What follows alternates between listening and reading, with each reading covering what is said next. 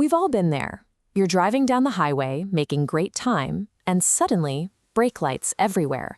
But before you even come to a stop, your GPS pings, routes you around the mess, and keeps you moving.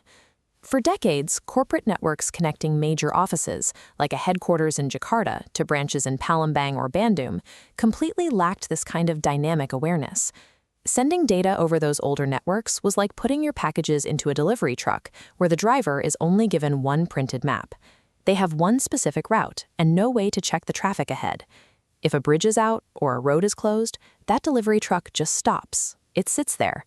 The data stops flowing, and the entire corporate network grinds to a halt. That rigid, fragile system is exactly what a technology called SD-WAN was built to fix. Instead of static lines between offices, the network wakes up, lighting up as a dynamic web. SD-WAN stands for Software-Defined Wide Area Network. In plain English, it acts as a central dispatcher for every piece of data your business sends, constantly looking for the fastest path. In a modern global economy, businesses can't afford to sit in digital traffic jams.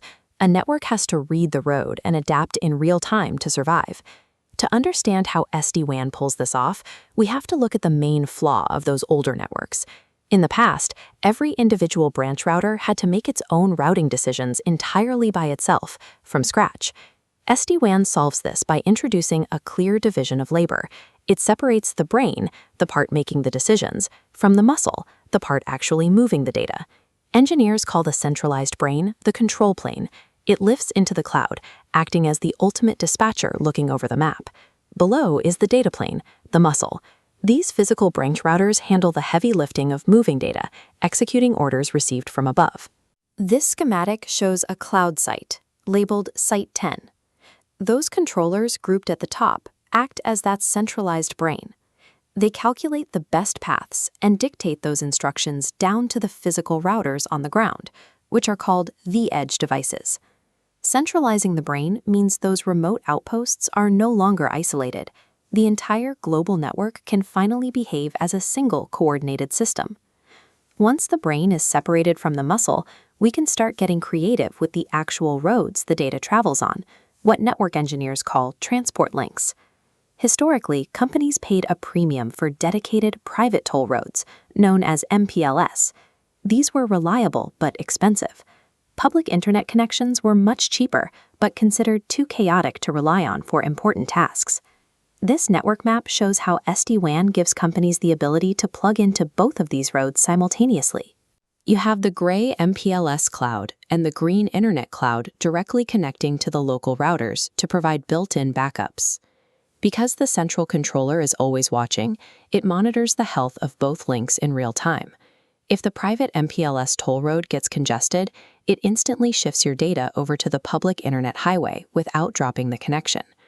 This dynamic shifting keeps your business online.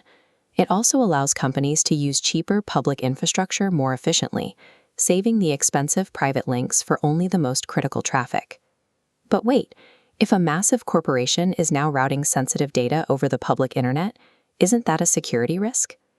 This diagram illustrates how SD-WAN handles that risk.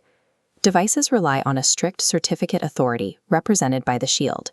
Before accepting an order, both the controller and router must present digital ID badges. Without the exact root CA signature, the connection is instantly blocked. Managing these rules manually across dozens of branch offices used to be a process prone to typos and oversights. SD-WAN addresses this with templates, a master rulebook that lives in the cloud. An IT professional can write a new security policy once and instantly beam that master rulebook to 50 different branches worldwide with a single click. This shift drastically reduces the chance of a manual configuration error at any single location, ensuring that when a security rule is updated, it is applied consistently across the entire network at once. These diagrams show the network's blueprint. Whether all offices connect through a central headquarters, like the spokes of a wheel, or every office connects directly to every other office in a dense web, the entire system operates as a single unit. Data flows securely from large data centers to distant branch offices, governed by that single intelligent brain in the cloud. When hardware fails or traffic spikes, the system doesn't wait for an engineer to notice. It reads the road, bypasses the damage, and keeps the business running without needing human intervention. For an IT department, this means lower costs, robust backup options, and the end of manual, repetitive tasks for every new office they open. So the next time your GPS saves you from sitting in gridlock, just remember, SD-WAN is performing that same background coordination to keep the world's data moving.